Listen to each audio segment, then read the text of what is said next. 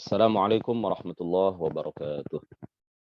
إلى أشرف النبيين محمد رسول الله صلى الله عليه وسلم وآله وذريته وأزواجه وأهل بيته الكرام، وإلى أرواح إخوانه من الأنبياء والمرسلين والصحابة والتابعين والأولياء الصالحين والعلماء العاملين والملائكة المقربين والمجاهدين في سبيل رب العالمين، وإلى المصنفين المخلصين، ونخص خصوصا إلى سلطان الأولياء الشيخ عبد القادر الجيلاني والإمام أحمد الرفاعي الكبير، وسلسلة رجال الطريقة الرفاعية، وسلسلة رجال الطريقة القادرية، وسلسلة رجال الطريقة النكشبندية، وسلسلة رجال الطريقة العلوية، وإلى أرواح المسلمين والمسلمات والمؤمنين والمؤمنات من مشارق الأرض إلى مغاربها، برها وبحرها، خصوصا آباءنا وأمهاتنا وأجدادنا وجداتنا ومشايخنا ومشايخ مشايخنا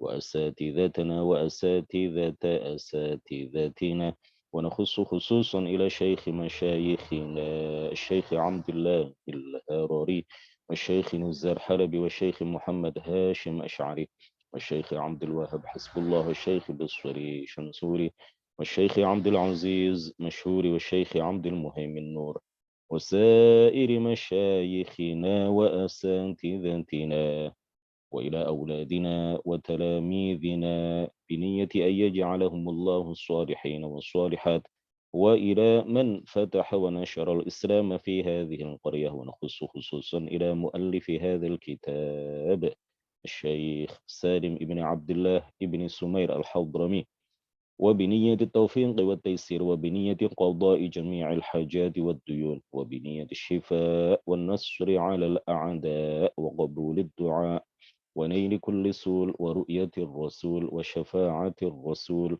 ومرافقة الرسول في الآخرة، ولرضاء الله الفاتحة.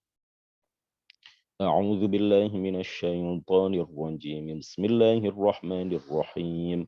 الحمد لله رب العالمين الرحمن الرحيم مالك يوم الدين، إياك نعبد وإياك نستعين، اهدنا الصراط المستقيم صراط الذين أنعمت عليهم غير المغضوب عليهم ولا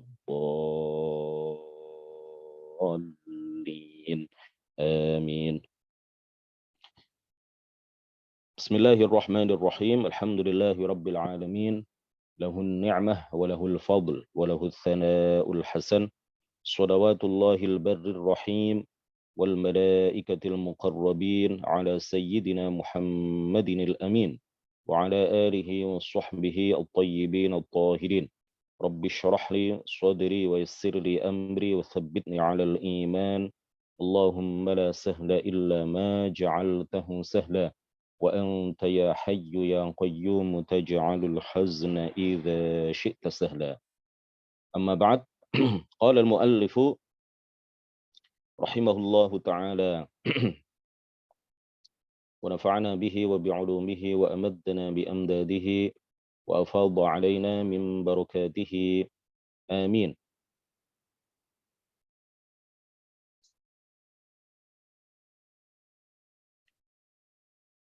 Faslun, ay hadza faslun, ini adalah sebuah pasal. Arkanul Islami khamsatun, rukun-rukun Islam ada 5. Yang dimaksud rukun di sini adalah a'zam umuril Islam, perkara-perkara yang paling agung, perkara-perkara yang paling penting di dalam Islam. Khamsatun ada 5. Sebagaimana yang disebutkan di dalam sebuah hadis yang diriwayatkan oleh Imam Al-Bukhari. Bunyal Islamu ala khamsin. Islam dibangun atas 5 perkara. Kemudian juga di dalam Sahih Muslim, di dalam sebuah hadis yang diistilahkan oleh para ulama dengan sebutan hadis Jibril. Di dalam sebuah hadis yang panjang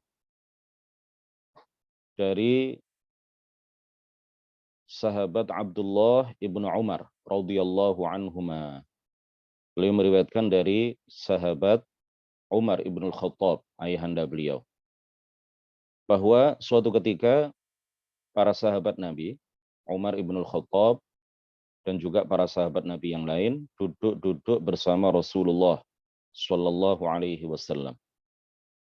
Tiba-tiba datang seseorang yang memakai pakaian yang sangat putih, kemudian rambutnya sangat hitam. La yura alaihi atharus safar. Ya, tidak terlihat darinya bahwa dia telah melakukan perjalanan jauh, tetapi wala ya'rifuhu minna ahad. Kata Sayyiduna Umar, tidak ada seorang pun yang mengenalnya.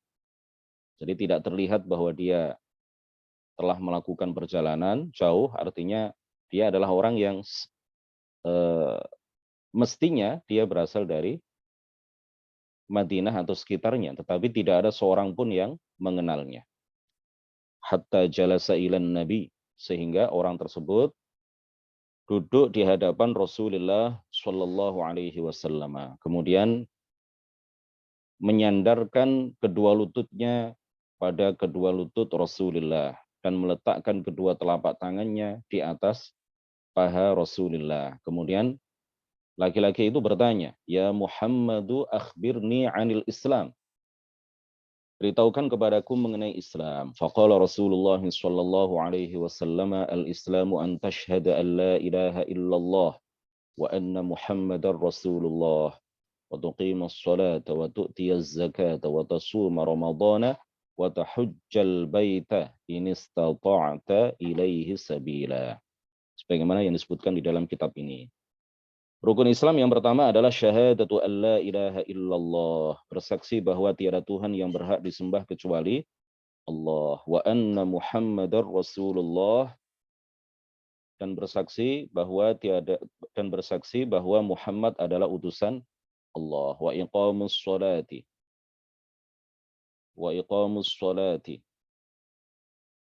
Itu kalau di cetakan Darut Thaha yang saya pegang itu kurang wa ya, ditambahkan wa. Wa iqamus sholati, di situ wa-nya hilang. Wa iqamus sholati, dan mendirikan salat. Wa ita'uz zakati, dan menunaikan zakat, membayar zakat. Wa shaumu ramadhana, dan berpuasa di bulan Ramadan. Wa hajjul baiti man istata'a ilaihi sabila. Wa hajjul baiti man istata'a. Ini ada yang bertanya kepada saya, wa hajjul baiti man, ini i'rabnya seperti apa ini? Wa hajjul baiti man istata'a. Jadi hajjul baiti itu memudhafkan hajj ya ke al-bait yang merupakan maf'ul bihnya. Jadi asalnya adalah wa hajjal baita man. Man di sini jadi fa'il. Man setelah al-bait itu jadi fa'il. Al-bait itu adalah maf'ul bihnya. Jadi mengidhafahkan masdar ke masdar yang tentu berasal dari fi'il ke maf'ul bihnya. Wa hajjul baiti man istata'a ilaihi sabila. Sebagaimana yang sudah kita jelaskan pada pertemuan sebelumnya bahwa Islam artinya secara bahasa adalah al-inqiyad, ketundukan. Islam itu secara bahasa artinya adalah ketundukan. Sedangkan secara istilah adalah ketundukan dalam arti yang khusus, yaitu tunduk kepada segala apa yang dibawa dan diajarkan oleh baginda Rasulullah Shallallahu Alaihi Wasallam. Penting untuk disampaikan bahwa iman dan Islam itu secara istilah tidak bisa dipisahkan. Islam dan iman secara bahasa berbeda, tetapi secara istilah sama. Islam itu ya iman, iman itu ya Islam. Muslim itu adalah seorang mukmin, mukmin juga adalah seorang muslim. Jadi tidak ada orang yang beragama Islam lalu dia tidak punya iman. Tidak ada orang yang beriman lalu tidak disebut dia sebagai orang yang beragama Islam. Karena Islam dan iman itu satu kesatuan yang tidak bisa dipisahkan. Tidak Benar kalau dikatakan, oh dia hanya agamanya saja Islam, dia tidak punya iman. Nah, ini tidak benar. Kalau orang itu beragama Islam, pasti dia memiliki iman. Tetapi benar kalau dikatakan dia agamanya Islam.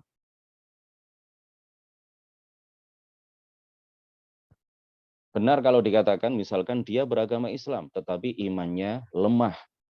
Karena dia tidak pernah sholat 5 waktu. Dia tidak pernah mengeluarkan zakat padahal dia mampu. Nah, ini benar. Kalau dikatakan dia Islam, dia agamanya Islam, tetapi dia tidak punya iman. Nah, ini tidak benar. Jadi Islam dan iman itu adalah satu kesatuan yang tidak bisa dipisahkan. Sebagaimana hal itu dikatakan oleh Al-Imam Abu Hanifah radhiyallahu anhu. Beliau mengatakan la yakunu imanun bila Islam wala islamun bila iman fahuma kadh-dhahri ma'al batn. Tidak ada iman tanpa Islam, kata beliau. Tidak ada Islam tanpa iman. Keduanya bagaikan punggung dan perut. Keduanya bagaikan punggung dan perut. Sebagaimana punggung dan perut itu adalah satu kesatuan yang tidak bisa dipisahkan, dia berbeda. Punggung itu ya punggung, perut ya perut. Tetapi keduanya tidak bisa dipisah. Begitu juga Islam dan iman. Keduanya secara bahasa berbeda, tetapi secara istilah keduanya adalah satu kesatuan yang tidak bisa dipisahkan.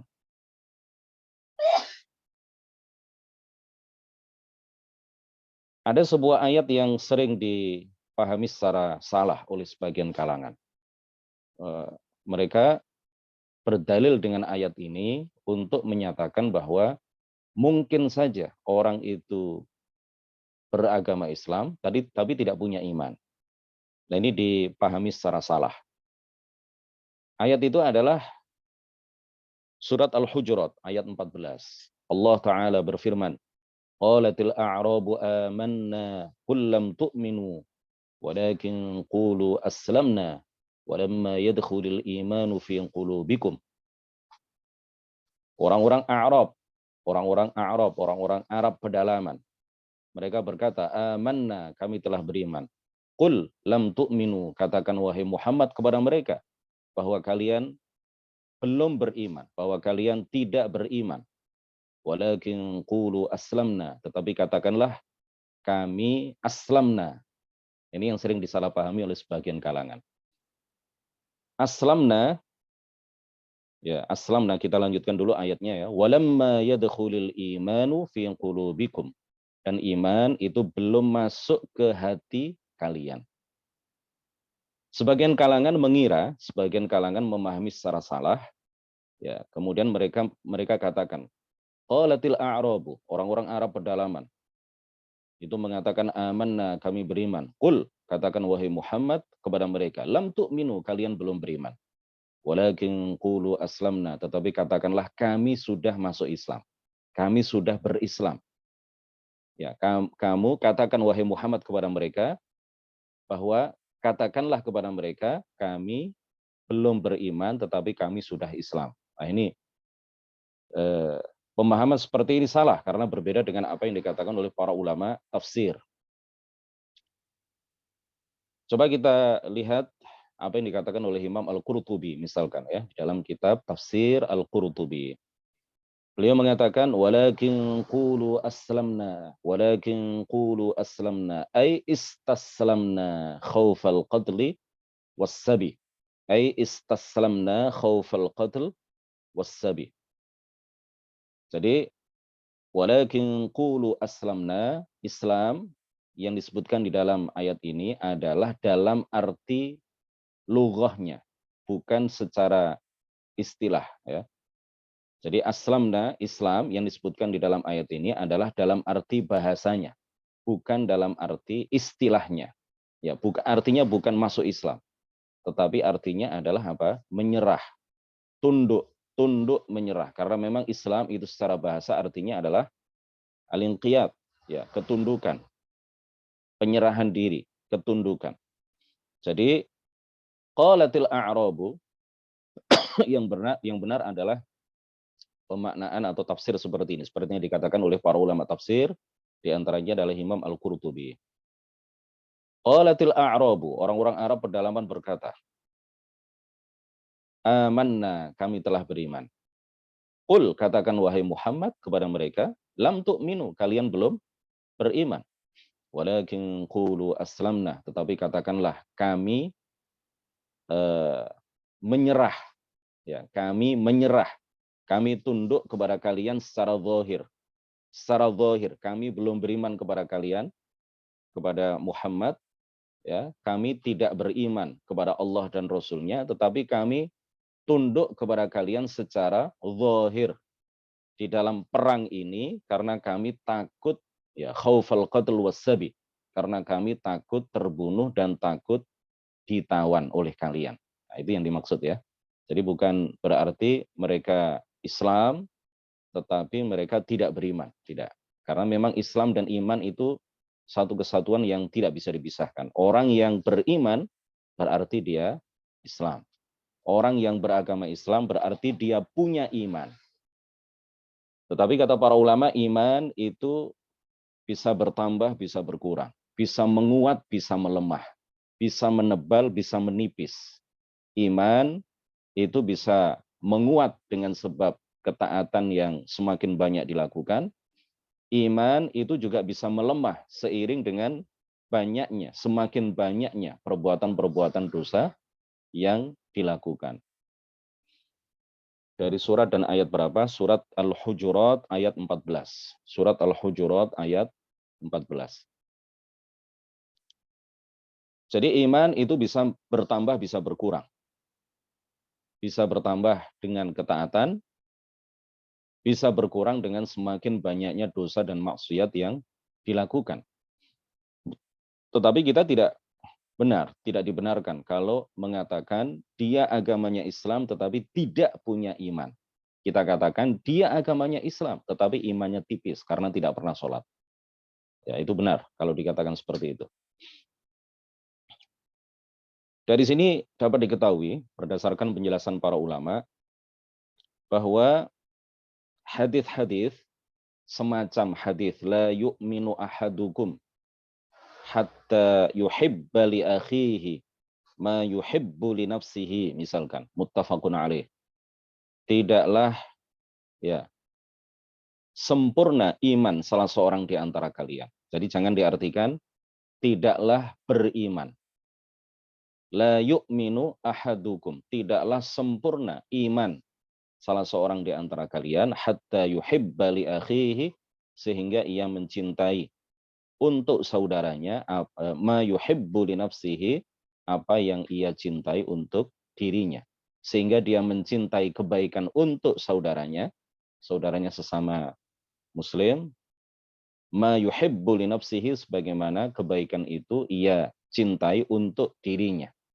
Jadi hadis-hadis semacam ini, ya, ada beberapa hadis yang lain, semacam ini artinya bukanlah orang itu tidak punya iman, ya, tetapi artinya adalah orang itu tidak sempurna imannya, ya, tidak sempurna imannya. Kemudian para ulama mengatakan aqallul Islam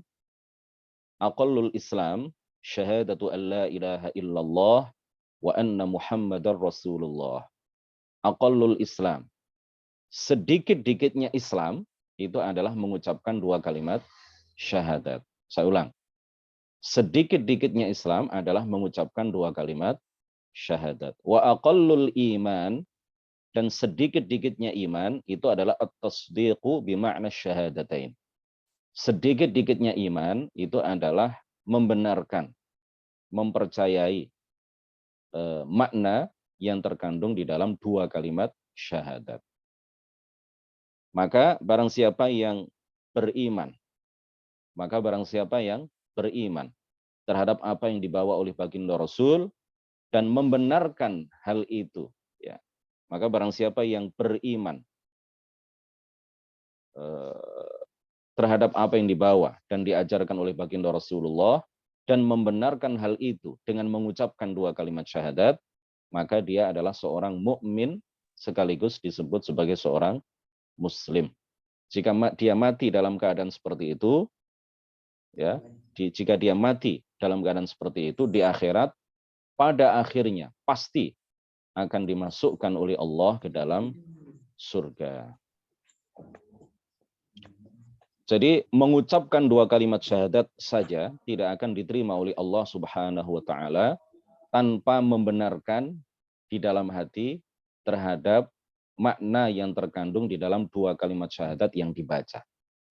Begitu juga membenarkan di dalam hati saja tidak diterima oleh Allah Subhanahu wa taala tanpa diikrarkan, tanpa dinyatakan secara lisan mengenai apa yang dia benarkan di dalam hatinya. Bagi orang yang mampu ya. Bagi orang yang bisu, apabila dia telah membenarkan di dalam hati, lalu dia berisyarat ya, lalu dia memberikan isyarat tertentu yang kita pahami bahwa dia adalah orang yang membenarkan makna yang terkandung di dalam dua kalimat syahadat, maka dia adalah seorang muslim dan mukmin. Baik. Jadi seperti yang kami sampaikan pada pertemuan sebelumnya, bahwa rukun Islam itu kalau diumpamakan sebuah bangunan, maka rukun yang pertama, dua kalimat syahadat, ini adalah pondasinya. Sedangkan sholat, zakat, puasa, haji, ini adalah tiang-tiang penyangga dari sebuah bangunan. Atau kalau pada zaman dahulu, tenda, orang membangun tenda itu di khaymah, ya, tenda, itu ada tiang besar di tengahnya. Kemudian tenda itu ditarik ke semua arah. Ditarik ke semua arah, kemudian ditancapkan dengan kayu-kayu kecil atau paku-paku kecil di tanah. Nah, tiang besar yang menyangga tenda itu, ini diibaratkan oleh para ulama sebagai rukun yang pertama, rukun Islam yang pertama. Tenda itu tidak akan bisa tegak berdiri tanpa itu. Sedangkan paku-paku atau kayu-kayu kecil yang digunakan untuk menancapkan tenda itu di tanah, ya, setelah ditarik ke semua arah, itu diibaratkan adalah rukun Islam berikutnya. Rukun Islam yang kedua, ketiga, keempat, sampai kelima.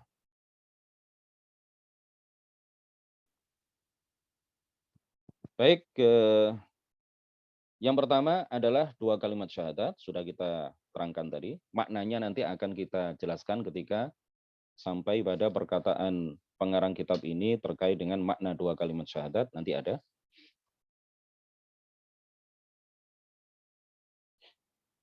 Yang kedua adalah sholat. Rukun Islam yang kedua adalah sholat. Penjelasan rincinya nanti juga akan dijelaskan pada pasal-pasal berikutnya. Tetapi ada satu hal yang ingin kami sampaikan di sini, bahwa sholat ini adalah perbuatan baik, amal soleh yang paling utama, yang paling tinggi derajatnya, yang paling mulia setelah iman kepada Allah dan Rasul-Nya. Sholat, sebagaimana disabdakan oleh baginda Rasulullah Shallallahu Alaihi Wasallam, awwalu ma yuhasabu bihil abdu yaumal qiyamati shalah. Hal pertama yang akan dimintakan pertanggungjawaban kepada seorang hamba pada hari kiamat adalah sholat. Rasulullah melanjutkan, faida sholahat. Jika sholat itu baik, dikerjakan dengan sempurna, diterima oleh Allah Subhanahu wa taala, sholahalahu sairu amalih, maka menjadi baik pula seluruh perbuatannya. Wa idza fasadat, dan apabila sholat itu rusak, fasada sairu amalih, maka menjadi rusak pula seluruh perbuatannya. Apa yang dimaksud dengan apabila sholat itu baik, maka menjadi baik pula seluruh amal perbuatannya? Para ulama mengatakan, jika sholat seseorang dilakukan dengan baik dan benar, sesuai dengan tuntunan para ulama, sesuai dengan tuntunan syariat, maka amal-amal yang lain, jika dilakukan, amal-amal kebaikan yang lain selain sholat, jika dilakukan, maka pahalanya sempurna. Tetapi jika sholat itu rusak, dilakukan atau tidak dilakukan, ya, tidak dilakukan itu artinya sholatnya rusak. atau dilakukan tetapi dengan meninggalkan beberapa rukun yang seharusnya dilakukan, atau dilakukan sholat itu tetapi dengan melakukan hal-hal yang membatalkannya. Orang yang sholatnya tidak benar, ya, orang yang sholat tetapi meninggalkan salah satu rukunnya, maka sama dengan tidak sholat. Sholatnya batal. Orang yang sholatnya batal, orang yang sholatnya tidak sah, maka sama dengan orang yang tidak melakukan sholat. Wa idza fasadat fasada sa'iru amalih. Jika sholat seseorang itu rusak, maka rusak pula seluruh amal perbuatannya. Artinya apa? Apabila orang itu tidak sholat atau melakukan sholat tidak dengan sempurna, maka amal-amal perbuatan yang lain pahalanya tidak akan sempurna. Jadi orang yang sedekah misalkan, dan dia juga adalah orang yang rajin melakukan sholat, dan sholatnya sesuai dengan tuntunan syariat, maka pahala sedekahnya akan diberikan oleh Allah kepada dia secara sempurna. Tetapi apabila ada orang yang sedekah, tetapi dia bukanlah orang yang rajin melakukan sholat, atau sama sekali tidak melakukan sholat, ya, sama sekali tidak melakukan sholat, tetapi dia banyak sedekah, maka sedekahnya tetap dapat pahala, tetapi pahalanya tidak diberikan oleh Allah secara sempurna. Nah, begitu juga kalau ada orang yang rajin berpuasa, puasa Ramadan dia berpuasa, tapi nggak pernah sholat. Sholat 5 waktu dia tinggalkan, atau sholat 5 waktu yang dia lakukan itu bolong-bolong. Kalau subuh nggak pernah, zuhur saja pokoknya, asar nggak pernah, maghrib nggak pernah, isya nggak pernah, tapi rajin puasa. Puasa sunnah rajin, puasa wajibnya rajin. Apakah puasa Ramadannya, puasa sunnahnya, karena dia tidak sholat maka tidak akan diterima oleh Allah Subhanahu wa taala? Tidak. Ya, tetap diterima. Kalau puasanya sesuai dengan tuntunan syariat, walaupun dia tidak sholat, maka tetap diberikan pahalanya oleh Allah kepada dia, tetapi pahalanya tidak sempurna. Inilah yang dimaksud dengan sabda baginda Rasulullah, فَإِذَا صَلَحَتْ صَلَحَ لَهُ سَائِرُ عَمَلِهِ وَإِذَا فَسَدَتْ فَسَدَ سَائِرُ عَمَلِهِ. Kemudian yang penting lagi untuk disampaikan bahwa orang yang meninggalkan sholat tanpa uzur, orang yang meninggalkan sholat ya tanpa uzur, maka ya misal tanpa uzur itu misalkan dia bukan orang yang sakit keras, ya, sehingga boleh mengakhirkan sholat zuhur ke sholat asar, ya dijamak misalkan. Orang sakit keras itu dalam salah satu qaul dalam mazhab Syafi'i boleh menjamak sholat tetapi tidak boleh mengqashar. Boleh menjamak sholat tetapi tidak boleh mengqashar. Atau dia musafir. Ya, musafir itu kan boleh melakukan sholat asar pada waktu sholat zuhur, menjamak. Atau melakukan sholat zuhur di waktu sholat asar. Boleh menjamak takdim, boleh menjamak takhir misalkan. Nah, ini bukan yang kita bahas sekarang. Yang kita bahas sekarang adalah apabila ada orang yang meninggalkan sholat tanpa uzur, hanya karena malas. Tetapi dia meyakini dalam hati bahwa sholat 5 waktu itu hukumnya adalah wajib, maka dia tidak keluar dari agama Islam, tetapi dikatakan atau disebut dengan istilah fasik, pelaku dosa besar. Dia tidak kafir, tetapi fasik. Kita sebut dia adalah seorang muslim, seorang mukmin tapi imannya lemah. Dia muslim, mukmin, imannya lemah. Jangan dikatakan dia muslim tapi nggak punya iman. Dia punya iman tapi imannya lemah. Kenapa imannya lemah? Dia tidak pernah sholat. Orang yang tidak pernah sholat, orang yang meninggalkan beberapa kewajiban, ya, tetapi dalam hatinya masih meyakini bahwa itu wajib, maka dia tetap punya iman, tetapi imannya lemah. Berbeda halnya dengan apabila seseorang meninggalkan sholat karena dia meyakini dalam hatinya bahwa sholat 5 waktu itu tidak wajib. Dia memang meyakini dalam hatinya bahwa sholat 5 waktu tidak wajib, lalu dia tinggalkan. Maka orang yang seperti ini dihukumi kafir. Orang yang seperti ini dihukumi kafir. Dia tidak punya iman, dia tidak disebut sebagai seorang muslim. Statusnya sudah bukan muslim lagi, bukan mukmin lagi, tapi kafir. Baik, keterangan secara terperinci terkait dengan sholat akan diterangkan di dalam bab-bab berikutnya, ya, di pasal-pasal berikutnya, di bagian-bagian selanjutnya. Kemudian yang ketiga adalah rukun Islam yang ketiga adalah zakat. Zakat ini untuk menyucikan badan atau harta kita, ya.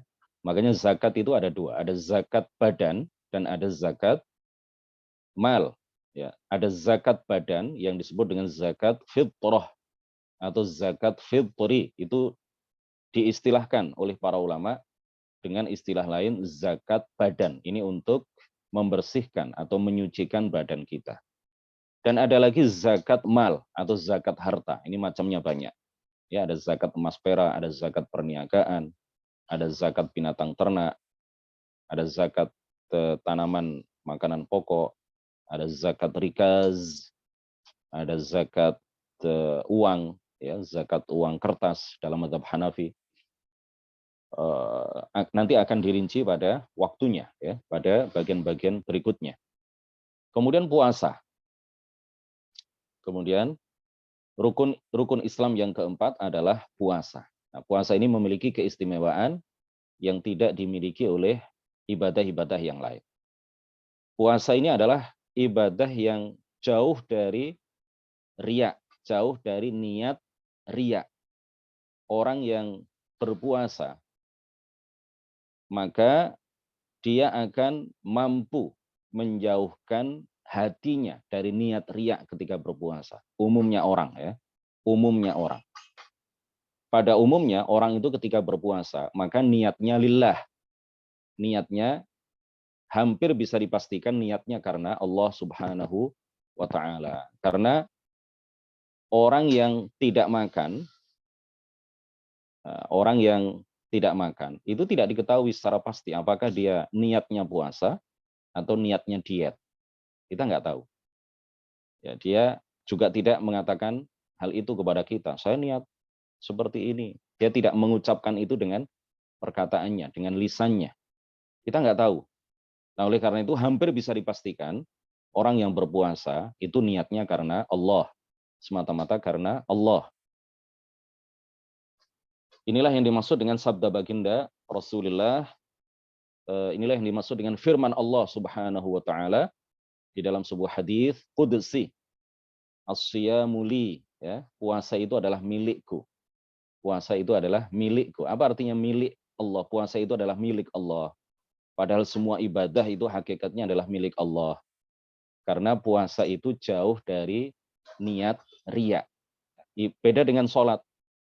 Begitu keluar rumah, kita bawa sajadah, sudah tampak bahwa kita pasti akan melakukan sholat. Karena yang kita tuju adalah musola. Tapi orang yang berpuasa itu tidak kelihatan. Apakah dia berpuasa ataukah dia tidak berpuasa, tetapi hanya tidak makan begitu saja. Karena dia ingin menguruskan badannya, karena ingin mengikuti program diet. Begitu juga ketika berpuasa, dia mungkin saja menyelinap ke dapur, makan, minum di dapur, kemudian keluar dapur seakan-akan dia masih berpuasa pada bulan Ramadan, di siang hari bulan Ramadan. Kenapa hal itu tidak dilakukan? Karena niatnya bukan karena tetangga, niatnya bukan karena ingin mendapatkan pujian dari sesama hamba, tetapi niatnya betul-betul ikhlas karena Allah Subhanahu wa taala. Meskipun puasa memiliki kekhususan dan keistimewaan seperti ini, maka meskipun seperti itu, tetapi sholat tetap, ya, sholat itu tetap disebut sebagai ibadah yang paling utama. Ibadah yang paling mulia, ibadah yang paling tinggi derajatnya. Perbuatan yang paling mulia setelah iman kepada Allah dan Rasul-Nya. Rukun Islam yang kelima adalah haji. Rukun Islam yang kelima adalah haji. Haji ini juga memiliki keistimewaan yang tidak dimiliki oleh beberapa ibadah yang lain. Apa keistimewaan haji? Haji itu kalau dilakukan secara benar, sesuai dengan tuntunan syariat, haji itu kalau mabrur, maka dia menghapus seluruh dosa orang yang melakukannya, baik dosa besar maupun dosa kecil. Ya, sholat saja, sholat itu tidak menghapus dosa besar, tidak otomatis menghapus dosa besar. Haji itu otomatis menghapus dosa besar, tetapi haji yang mabrur. Dan kita tidak bisa menggaransi apakah ibadah haji seseorang atau ibadah haji kita pasti mabrur. Makanya setelah melakukan ibadah, kita berharap-harap cemas. Ya, bainal khauf war roja. Setelah kita melakukan ibadah apapun, itu mestinya dalam keadaan antara berharap dan antara takut, antara berharap dengan cemas. Kata orang sekarang, berharap-harap cemas. Ya, berharap, tetap kita berharap ibadah kita diterima oleh Allah, tetapi tetap kita juga akan cemas. Kita takut jangan-jangan ibadah kita tidak diterima oleh Allah Subhanahu wa taala. Antara ini dan itu. Jangan memastikan bahwa ibadah kita pasti diterima oleh Allah Subhanahu wa taala. Nah, meskipun ibadah haji ini memiliki keistimewaan yang tidak dimiliki oleh sholat, tetapi tetap para ulama sepakat menyatakan sholat adalah ibadah yang lebih utama, lebih tinggi derajatnya dibandingkan dengan haji. Kekhususan itu tidak menjadikan sebuah ibadah lebih utama dari sholat. Puasa memiliki kekhususan seperti yang tadi kami sampaikan. Kekhususan di sini artinya adalah keistimewaan yang tidak dimiliki oleh sholat, tetapi tetap sholat lebih utama daripada puasa. Ya, artinya sholat itu ibadah yang menjadi bekal bagi kita yang membuahkan banyak pahala karena kita lakukan setiap hari, itu adalah sholat. Jadi pahala, sebagian besar pahala kita itu dari sholat. Makanya jangan sekali-kali kita meninggalkan sholat, karena ini adalah kewajiban 1 hari 5 kali. Ya. Bekal yang kita kumpulkan, pahala yang kita tabung, sebagian besar diantaranya adalah dari perbuatan sholat. Meskipun haji juga memiliki kekhususan, artinya memiliki keistimewaan yang tidak dimiliki oleh sholat, tetapi sholat tetap adalah ibadah yang paling utama, perbuatan yang paling mulia setelah al-iman billah wal iman bi Rasulillah sallallahu alaihi wasallam. Di dalam sebuah hadis Rasulullah sallallahu alaihi wasallam bersabda, "As-salawatu kaffaratun lima bainahunna ma lam tughshal kaba'ir." Antara satu salat dengan salat berikutnya itu adalah pelebur, penghapus dosa-dosa kecil. Ya, penghapus dosa-dosa kecil. Bukan dosa besar. Dosa besar butuh taubat, ya. Dosa besar butuh taubat. Kalau tidak bertaubat, tidak otomatis terhapus dengan sebab sholat yang kita lakukan. Tetapi dosa-dosa kecil itu otomatis terhapus dengan sebab kita melakukan sholat. Tetapi jangan remehkan setiap dosa. Ya. Saya rajin sholat, dosa-dosa kecil saya akan terhapus otomatis.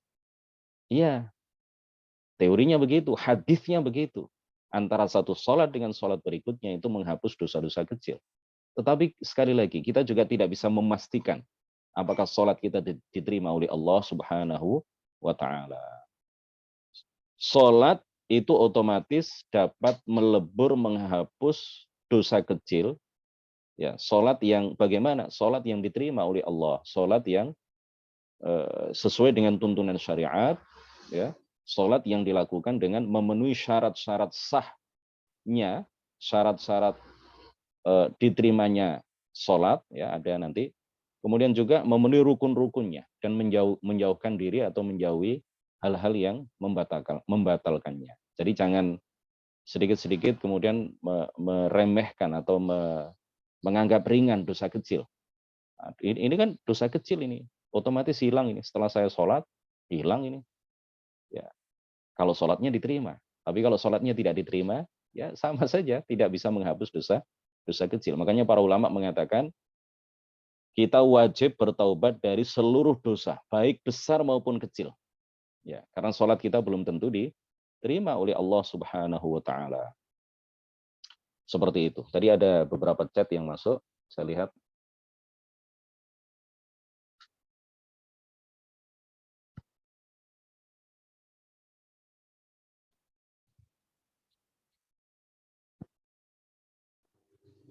Zakat peninggalan orang tua. Ya tergantung peninggalan orang tua itu berupa apa. Kalau berupa uang, ya uang kertas misalkan, atau berupa rumah kemudian dijual, zakat uang itu dalam mazhab Syafi'i tidak ada. Ya. Uang itu tidak wajib dizakati dalam mazhab Syafi'i. Tapi dalam mazhab Hanafi, uang itu wajib dizakati. Tetapi dengan dua ketentuan. Sudah mencapai nisab dalam mazhab Hanafi, dan sudah mencapai haul. Sudah mencapai nisab dan sudah mencapai haul. Nisab itu artinya batas minimal. Nanti akan kita jelaskan pada bab zakat. Batas minimal sehingga seseorang diwajibkan zakat. Haul itu ketika harta atau uang itu sudah mencapai satu tahun. Itu kalau uang itu misalkan orang tua meninggalkan warisan berupa rumah, lalu dijual, ya, dijual dapat uang 1 miliar. Nah pada saat itu sudah mencapai nisab, tetapi kan belum mencapai haul. Ya ditunggu dulu sampai 1 tahun. Kalau uang itu tidak diapa-apakan, ya tidak diapa-apakan selama 1 tahun, ya setelah dibagi ini dapat 100 juta, dapat 100 juta, anaknya 10 misalkan. 100 juta, 100 juta, 100 juta, itu memang sudah mencapai nisab, sudah mencapai batas minimal diwajibkan zakat. Tetapi kan belum haul, ya, belum haul, belum mencapai 1 tahun. Kepemilikan anak-anak dari orang tua yang sudah meninggal itu terhadap uang itu belum mencapai satu tahun, sehingga pada saat itu tidak wajib dikeluarkan zakatnya. Nanti insya Allah akan kita bahas terkait hal-hal yang berkaitan dengan zakat. Ini kitab yang sistematis, bagus, penjelasannya berbeda dengan Sulamut Taufik, ya. Ada beberapa wawasan dan tambahan ilmu baru insya Allah ketika kita membahas tentang kitab Safinatun Najah ini, bab ibadat, ya, tentang toharoh, tentang sholat, ya. Ada beberapa rincian yang tidak disebutkan di dalam kitab Sulamut Taufik, sehingga para ulama kita di Jawa, para kiai kita di Jawa dulu mengajarkan Sulamut Taufik dengan Safinatun Najah, kitab yang kita kaji sekarang ini menjadi satu paket, ya. Diajarkan dalam satu paket, tidak dipisah. Setelah Sulamut Taufik, Safinatun Najah, atau sebaliknya, Safinatun Najah dulu, baru kemudian Sulamut Taufik. Minimal ini. Kalau dua kitab ini saja sudah kita pahami dengan baik, ya, sudah kita pahami dengan baik sesuai dengan penjelasan para ulama, lalu kita amalkan apa yang ada di dalamnya, maka kita sudah menjadi orang yang bertakwa. Ya, kitab ini dan juga kitab Sulamut Taufik ini memandu kita menjadi orang yang bertakwa, memandu kita untuk berkeyakinan dengan benar, memandu kita untuk beriman dengan benar, memandu kita untuk melakukan semua kewajiban sesuai dengan tuntunan syariat, dan memandu kita untuk meninggalkan hal-hal yang diharamkan sesuai dengan tuntunan syariat. Demikian kajian kita pada pagi hari ini. Ini adalah pertemuan ke berapa ya? Kelima kalau nggak salah. Kemarin wifi di tempat admin di Bogor. Ini adminnya di Bogor, ya. Saya di Mojokerto, adminnya di Bogor. Zoom-nya juga pakai Zoom Syahamah Bogor. Jadi di sana kemarin listrik mati, jadi wifi-nya otomatis juga mati. Kemarin lusa juga seperti itu, ada kendala. Mudah-mudahan kendala-kendala yang kita hadapi selama ngaji ini tidak menjadikan semangat kita lemah di dalam menambah wawasan ilmu dan wawasan keagamaan kita. Insya Allah kita lanjutkan pada hari Senin depan. Assalamualaikum Ustaz. Waalaikumsalam warahmatullahi wabarakatuh. Ya, silakan. Saya Buya Gufron, Ustaz. Ya, dari siapa? Buya Gufron. Oh ya, silakan Buya. Ya. Alhamdulillah. Ini Ustaz, tadi Ustaz mengatakan bahwa orang Islam dan beriman adalah satu Ustaz ya, menyatu gitu Ustaz ya. Iya. Terus saya pernah mengatakan di saat Ramadan kan itu kan ya, hai orang-orang beriman, diwajibkan kamu berpuasa ya Ustaz ya. surat Iya, Al-Baqarah 183. iya, Nah, itu dalam hati saya lihat orang nggak puasa, dalam hati saya itu saya berkata, wah dia orang nggak beriman karena nggak puasa. Saya bilang gitu, Ustaz. Itu apakah saya dosa besar atau gimana, Ustaz? Mohon penjelasannya. Yang ke satu. Terus yang kedua adalah masalah kehendak Allah yang Ustadz katakan, yang Ustadz kajian 4 hari lalu apa 5 hari yang lalu ya, terhadap, iya, terhadap iblis. Allah memerintahkan iblis untuk bersujud ya, tapi Allah iya, tidak menghendaki. iya, Nah, supaya kita, saya khususnya, agar dikehendaki Allah, agar sampai mati beriman, itu gimana Ustadz, kiat-kiatnya Ustadz? iya. Cukup itu aja, Ustaz. Terima Ya, kasih. terima kasih Bu Ya Gufron. Ini Wabarakatuh. suaminya Umi Eva. Waalaikumsalam warahmatullahi wabarakatuh. Saya jawab secara singkat. Yang kedua dulu ya. Bagaimana supaya kita eh, bisa mati dalam keadaan husnul khatimah, mati dalam keadaan membawa iman. Kiat-kiatnya apa? Pertama, selalu berdoa kepada Allah agar Allah menetapkan iman dan Islam kita. Selalu berdoa. Yang kedua, kita sering-sering berkumpul dengan orang-orang yang soleh. Ya, jangan sampai salah pergaulan. Kita sering-sering berkumpul dengan orang-orang soleh.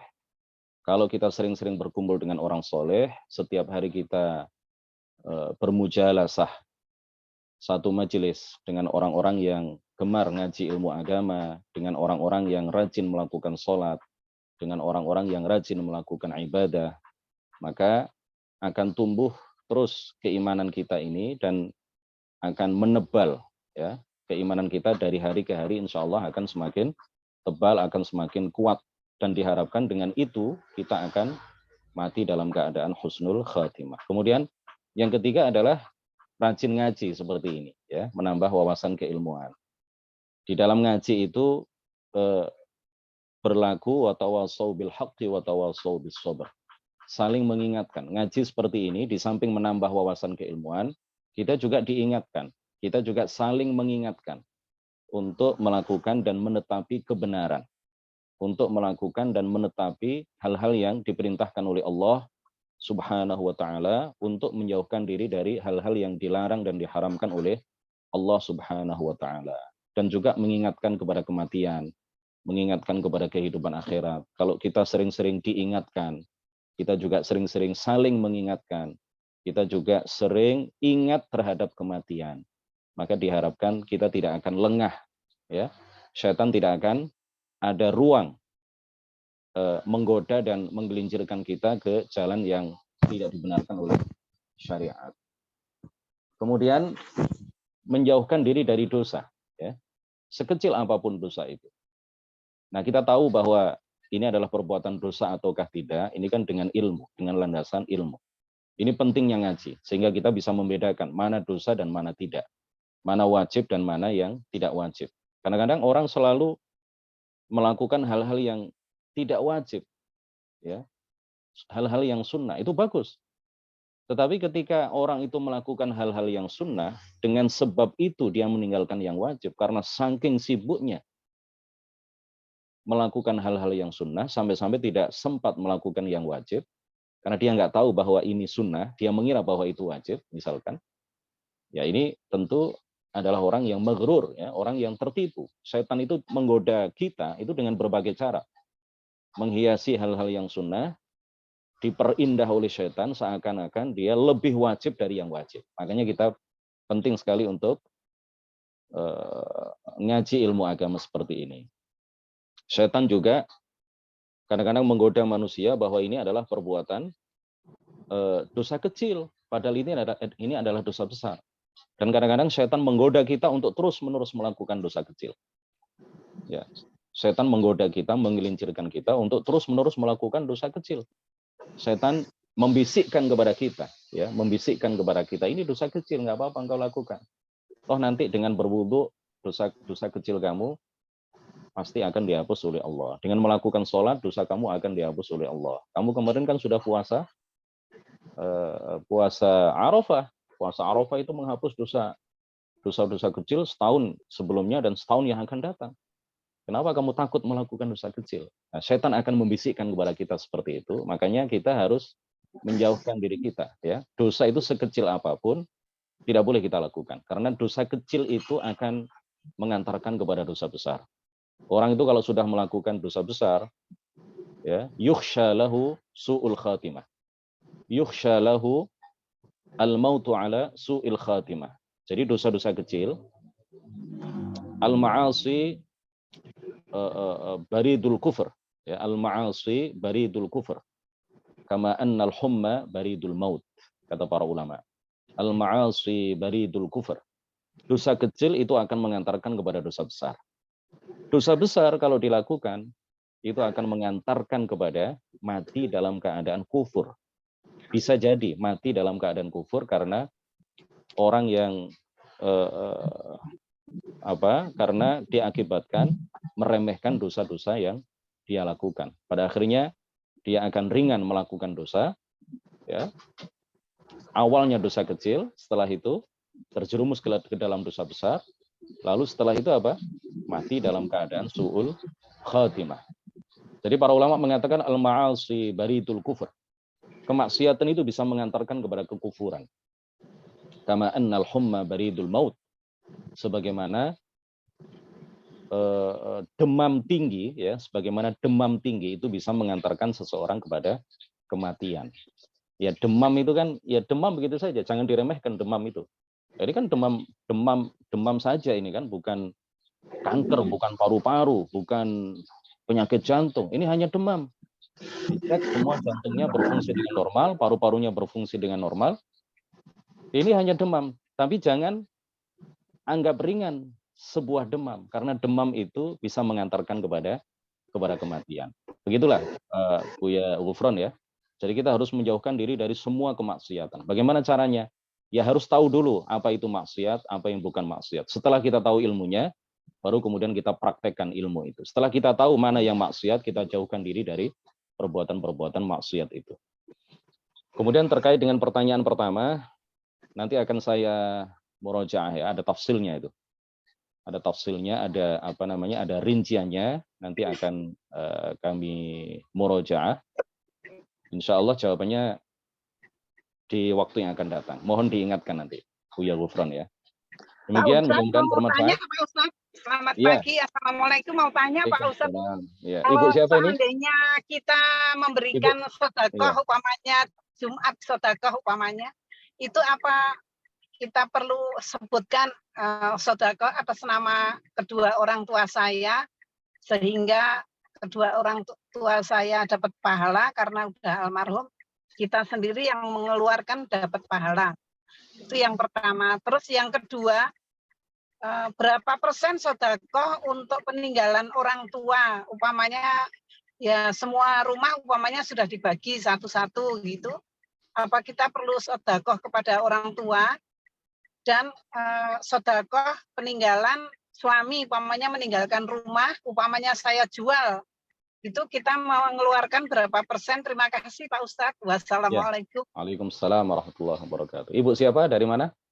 Ibu Niken Astuti dari Bekasi, tetangganya Pak Ghufron. Kebetulan saya ada di Jogja, ini baru mau ke anak cucu dari Nggodean ke Adi Sucipto, saya di perjalanan. Terima kasih Pak Ustadz. Iya, hati-hati Bu. Di jalan, mudah-mudahan selamat sampai tujuan. Amin. Ya, sedekah untuk orang yang sudah meninggal itu tidak harus disebutkan namanya. Cukup diniatkan dalam hati. Cukup diniatkan dalam hati. Kalau mau disebutkan boleh, tapi tidak harus. Ya, cukup diniatkan dalam hati. Sama dengan apabila kita membaca Al-Quran atau membaca zikir-zikir tertentu, kemudian kita hadiahkan kepada orang yang telah meninggal.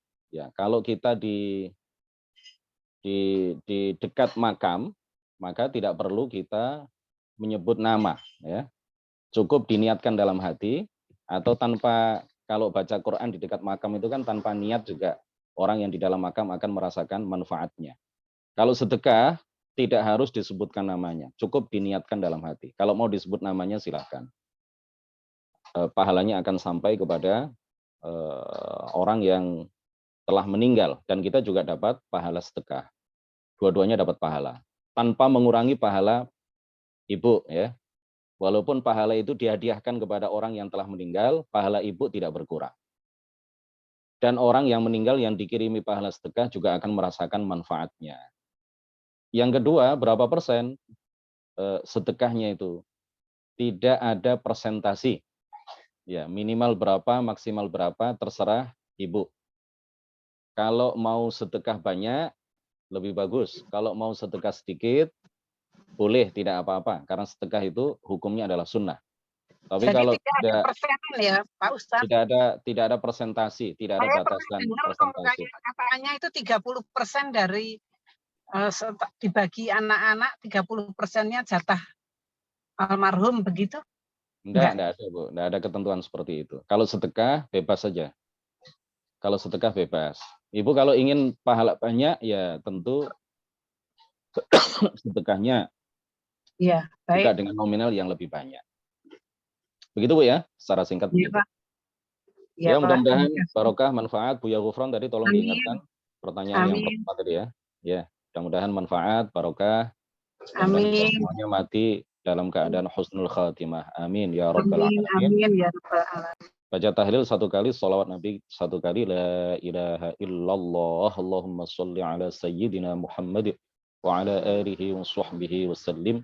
Rabbi ighfirli wa liwalidayya wa lil mu'minina wal mu'minat, wallahul muwaffiq ila aqwamit thoriq. Wassalamualaikum warahmatullahi wabarakatuh.